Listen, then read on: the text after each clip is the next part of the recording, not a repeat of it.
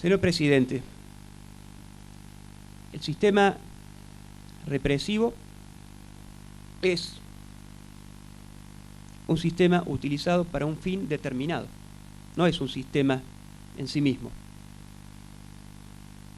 No podemos caer en la ingenuidad de decir que Menéndez era el único responsable en el área, sin ingresar, sin ver quiénes eran los autores materiales de este plan de exterminio, de este sistema represivo instrumentado en todo el país.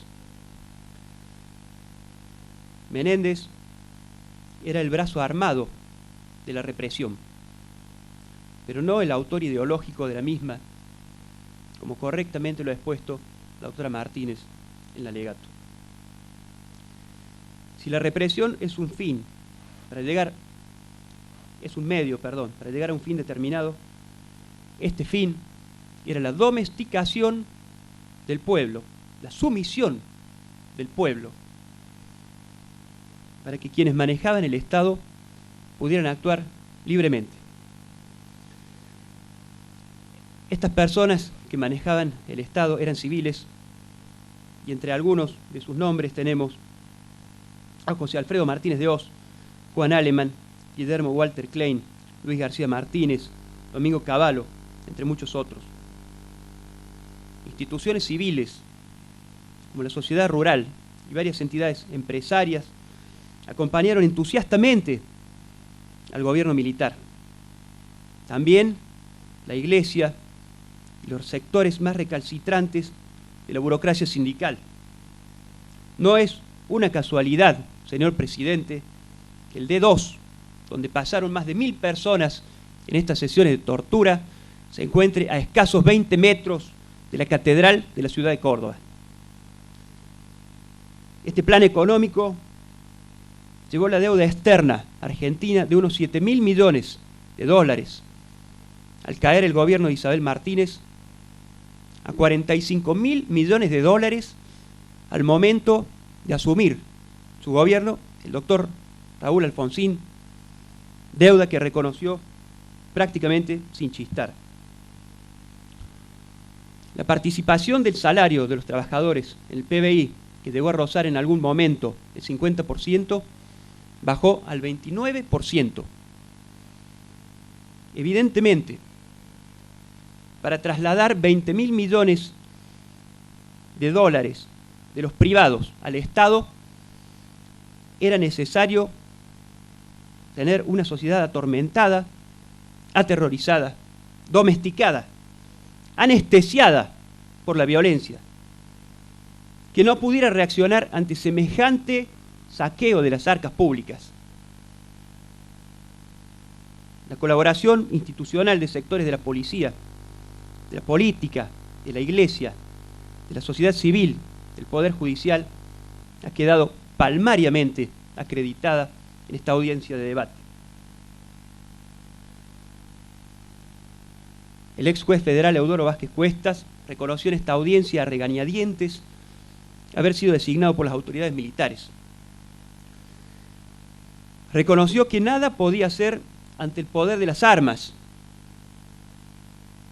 Y como bien lo recalcó el doctor Fresneda, reconoció que no tenía potestas. Pedía permiso para indagar a los imputados, acataba las órdenes emanadas de las autoridades de facto, como se desprende de las constancias de autos. Hacía la vista gorda ante las denuncias de torturas de los indagados y no las asentaba, como tampoco solicitaba médico o auxilio para los imputados, que han declarado en esta audiencia haber manifestado que estaban siendo torturados.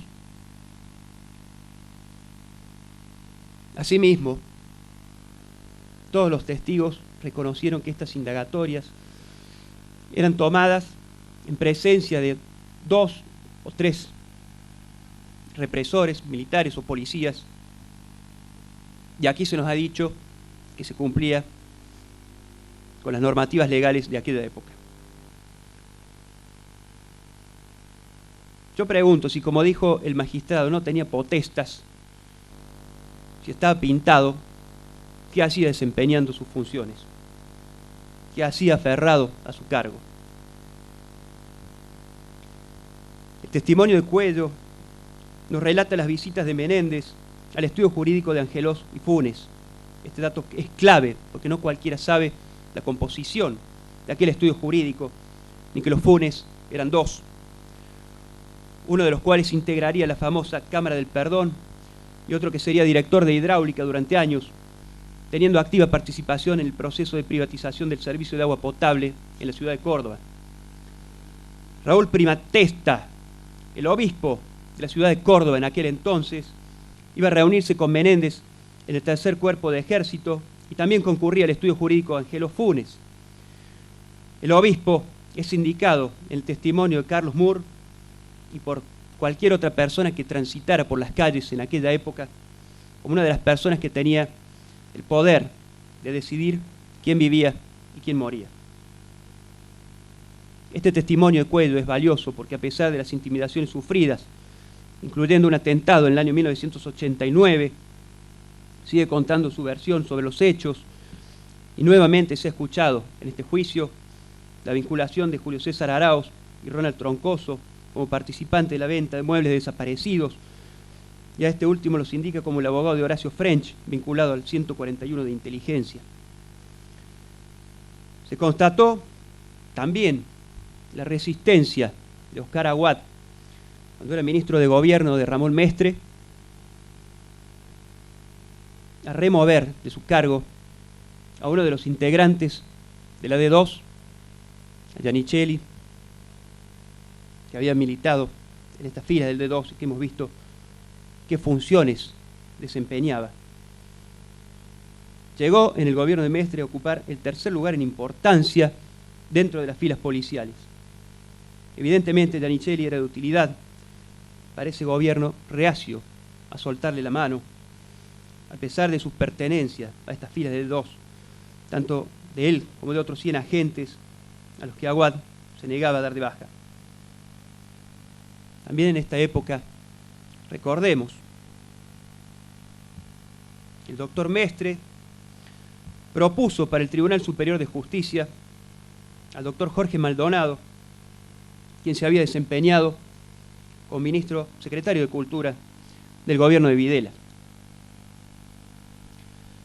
Señor presidente, resulta preocupante lo manifestado por el señor Víctor Hugo Bazán, retirado de la D2 en el año 1998,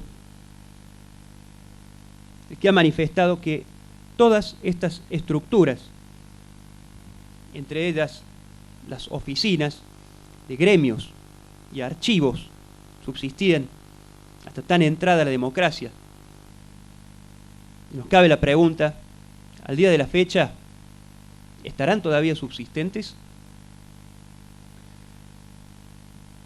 La participación de todos estos sectores en confluencia tuvo su resultado. El país fue destrozado. Se dinamitaron las instituciones, se atomizaron las organizaciones gremiales, se desapareció a los más importantes dirigentes y militantes sindicales y sociales, se cercenaron derechos laborales, se desarticuló un sistema educativo ejemplar en América Latina. Quedaron cesantes más de 8.000 maestros. En fin, se determinó en ese entonces lo que Menéndez llama nuestro estilo de vida. Sobre este aspecto voy a traer unas palabras de Juan Gelman, aplicables a esta última etapa de la dictadura, donde dice: hurra, por fin ninguno es inocente. Caballeros, brindemos. Las vírgenes no virgan. Los obispos no obispan. Los funcionarios no funcionan.